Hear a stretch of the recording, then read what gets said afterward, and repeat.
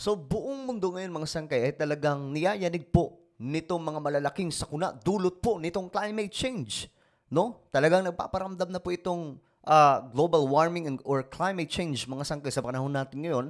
At ang destruction na nagaganap sa ating planeta ay talagang namang nakakaalarma na. Ngayon ang India mga sangkay, isa rin po sa tinamaan, matinding pagbulusok ng baha na ganap.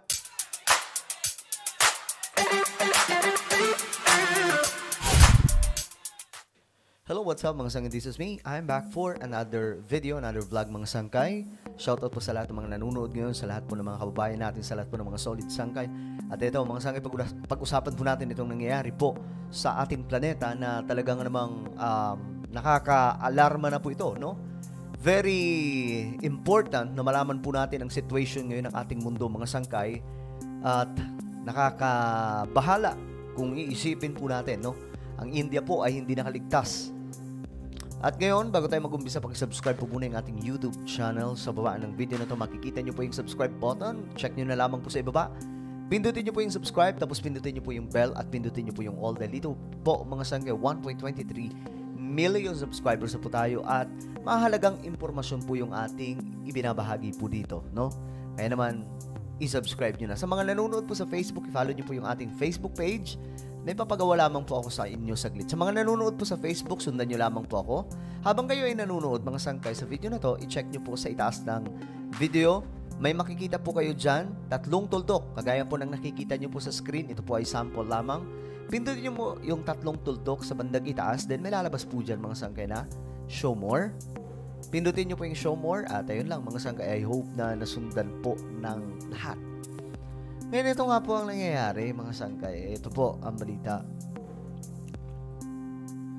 Ayon po dito,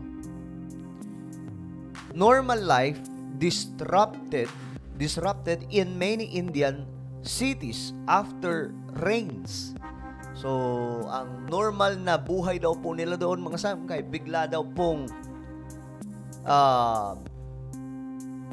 sinalubong o binagsakan ng isang matinding mga pag-ulan na nagdulot po ng mga matitinding pagbaha.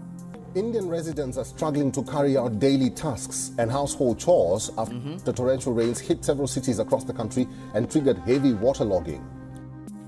Locals were seen using boats in India's northern Moradabad city as vehicles and houses were seen submerged in water.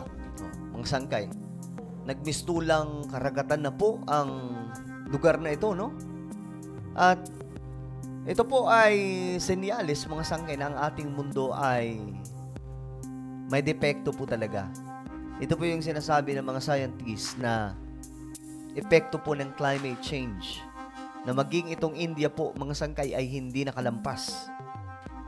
Meanwhile, in the western state of Gujarat, residents waded through the swamped roads to commute and tingnan nyo mga sangkay, oh. Akala mo, nag-ano lang eh. Ala Pilipinas lamang po yung datingan, mga sangkay, yung kakalsadahan, binabaha po ng carry ganyan. out their daily tasks. In the national capital, Delhi, torrential rains caused a fatal Ito, sa national capital ito, mga sangkay. roof to collapse that resulted in disrupted flights, flooded underpasses, massive traffic jams, and Grabe, power and water outages in parts of the city. Grabe to. The Delhi government has announced compensation of 10 lakh rupees or $12,000 for the families of all. Ito nga mga sangkay, ang sinasabi po nila na nagulantang daw po ang India kasi di ba nga sobrang init ang panahon doon, matindi daw po ang nararanasan nilang heat wave. Ngayon, marami na po ang pumapanaw sa India dahil po sa heat wave na ito, yung sobrang init ng panahon. Ngayon, bigla daw po silang ginulat, mga sangkay. Matapos po biglang bumulusok ang isang napakalakas na ulan. So lahat po sila nagulat, kagaya po na ito, mga sangkay. Bigla na lamang bumagsak po yan dahil nga po sa tindi ng pagragasan ng ulan at hangin. Those who lost their lives after the extreme rainfall on June 28th. 11 people are reported to have lost their lives in Diba? May mga pumanaw, mga sangkay, dahil po sa pangyayaring ito. rain-related incidents over the last 2 days in the city. Persistent torrential rain has caused havoc in southwestern China as well. Ito naman doon po sa Western China. Southwestern China na until now, mga sangkay, ay ito po yung nangyayari.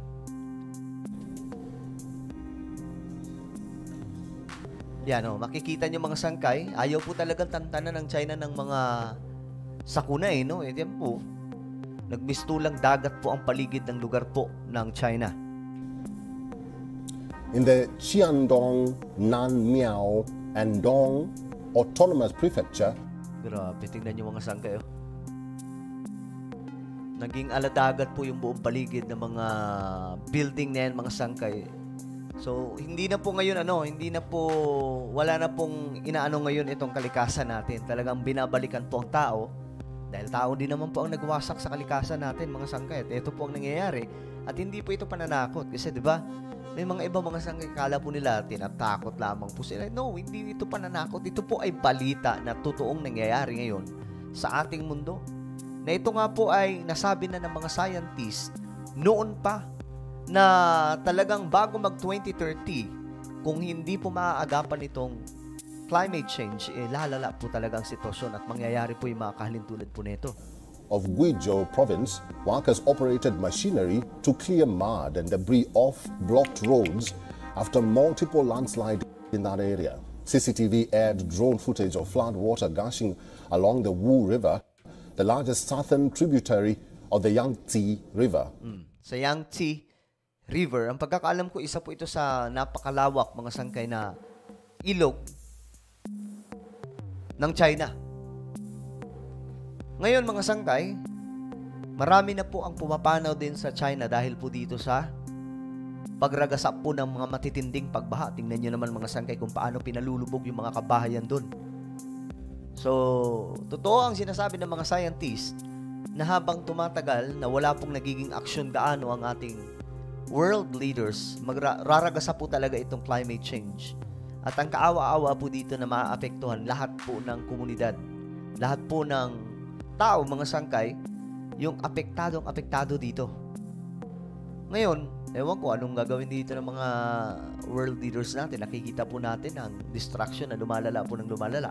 Hindi pa po ito 2030, remember. And by 2030, mabilis lamang po yung araw diba? By 2030, mas magiging mas magiging devastating na ang magaganap po sa panahon na yun kung hindi po ito maagapan. Kaso ang nananawagan po tungkol po sa mas mabilis na aksyon sa climate change, CBBM lang Wala pong ibang mga world leaders, di ba? As rescue workers conducted evacuation operations to save residents trapped inside buildings. China has provided over $316.4 million to help with the rescue efforts. Grabe, tingnan nyo. Emergency supplies for the flood-hit people. Elsewhere across the globe, floods and landslides were caught on camera in the Italian commune. Tingnan nyo to mga sangkay, Tingnan nyo yan mabuti kung gaano katindi yan. Of Noasca. Oh my goodness. Several days of heavy rain caused rivers to overflow. The harsh weather has seen flooding affecting several parts of northern Italy as well as Switzerland.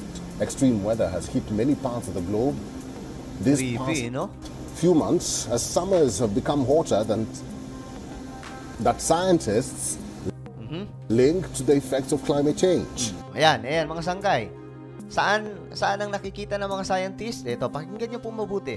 Past few months, as summers have become hotter than that scientists link to the effects of climate change. Nililink daw po ang mga event na ito sa climate change. Diba? So wala pong ibang sinasabi ang mga scientists talaga, kundi dahil po sa climate change, nangyayari po ito, mga sangkay.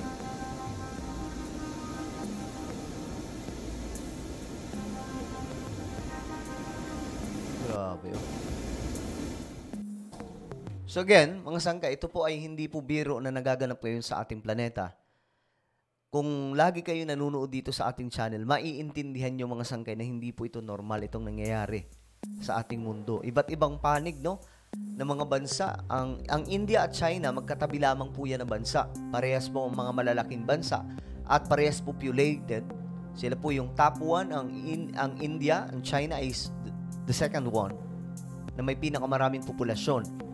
So both countries, mga sangkay, marami na po ang pumapanaw dahil po dito sa climate change, sa heat wave at maging sa mga pag-ulan. Both ulan, baha, tapos init ang panahon. Ganyan po ang nangyayari, no? So, ano po ang inyong opinion tungkol dito sa nangyayari sa ating mundo dahil po sa climate change? Anong inyong mga saloobin? I-comment nyo po sa ibaba. Meron po akong isang YouTube channel. Dito po isang kay Jan Daily. Dito po ako nag-upload ng mga vlog patungkol po sa mga ganap natin sa buhay. So, gawin nyo lamang, hanapin nyo po ito sa YouTube, then click the subscribe, click the bell, and click all. Ako na po yung magpapaalam. Mag-iingat po ang lahat. God bless everyone.